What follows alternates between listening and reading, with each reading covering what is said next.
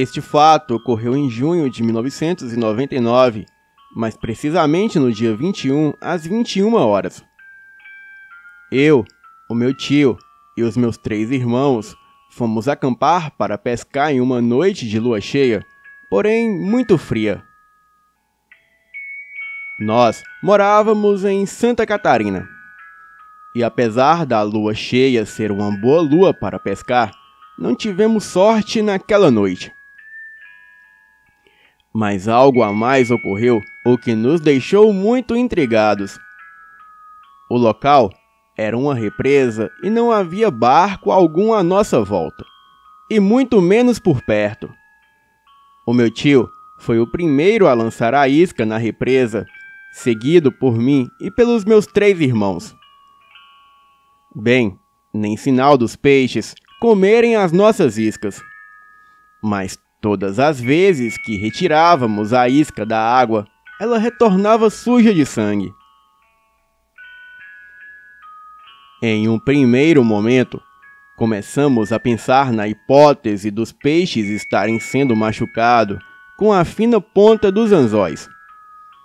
A dificuldade de entender aquela situação era muito grande, pois independente se jogássemos a isca no mesmo lugar ou em outro lugar diferente, o anzol retornava sujo de sangue e cada vez mais sujo.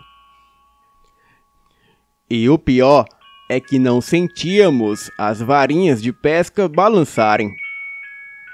Até que uma certa hora, o meu tio, intrigado com a situação, resolveu checar mais de perto, e então ele pulou na represa a fim de tentar achar alguma explicação.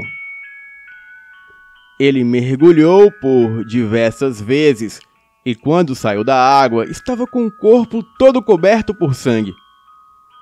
E todos nós ficamos extremamente assustados com aquela cena.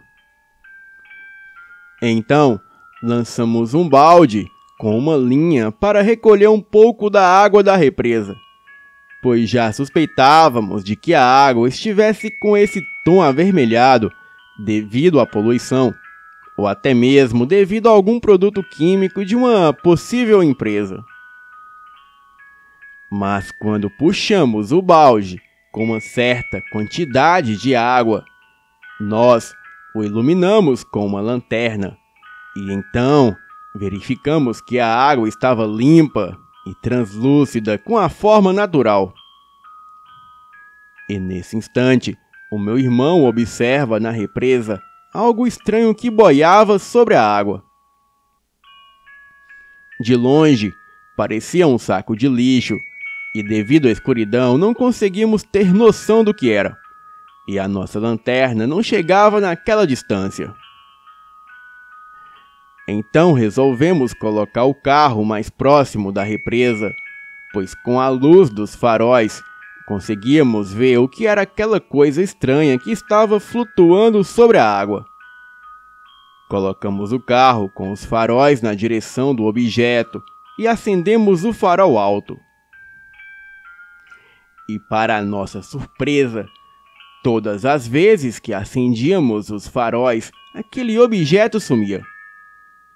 Então começamos a ficar com medo e resolvemos parar de pescar e acender o nosso churrasco, pois naquela altura já estávamos com muita fome e muito frio. Mas devido ao frio e o vento forte que havia naquele local, estava difícil de acender a nossa churrasqueira improvisada com algumas pedras grandes que encontramos nas mediações da represa.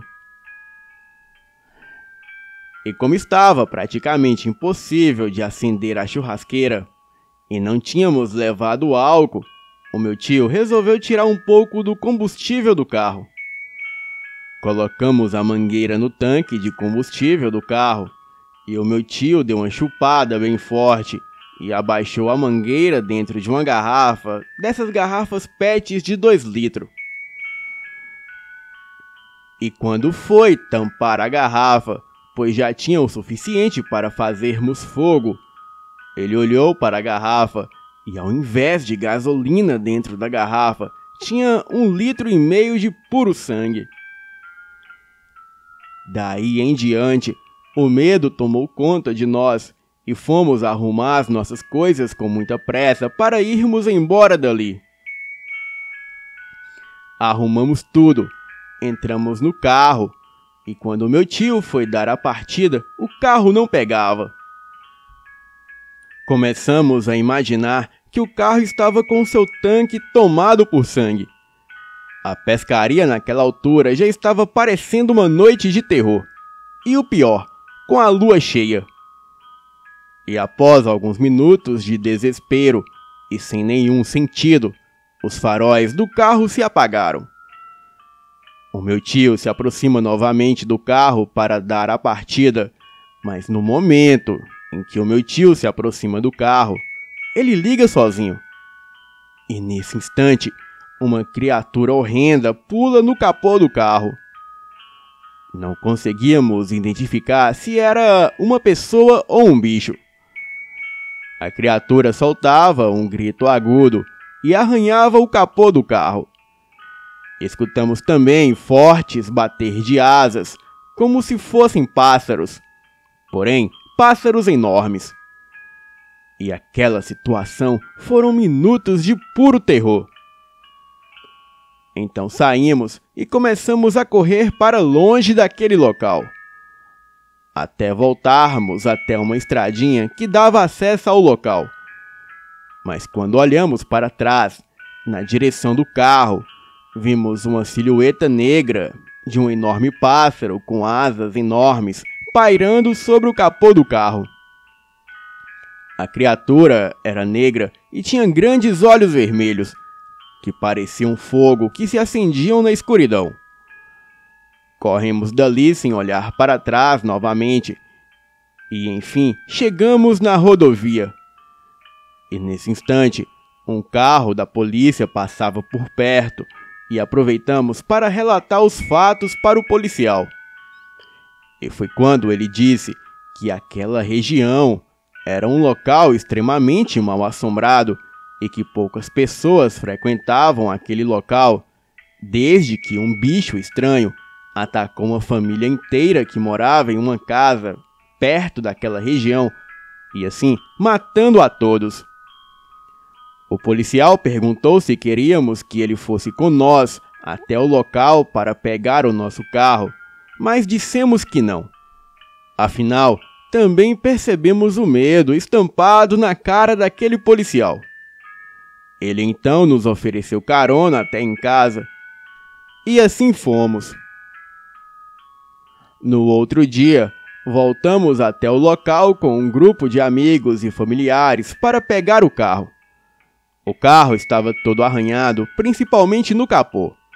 Mas quando meu tio deu a partida, o carro pegou de primeira.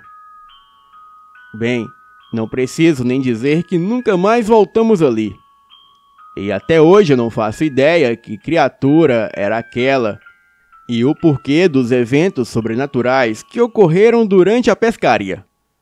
Até hoje, aquela noite não sai da minha cabeça. Boa noite.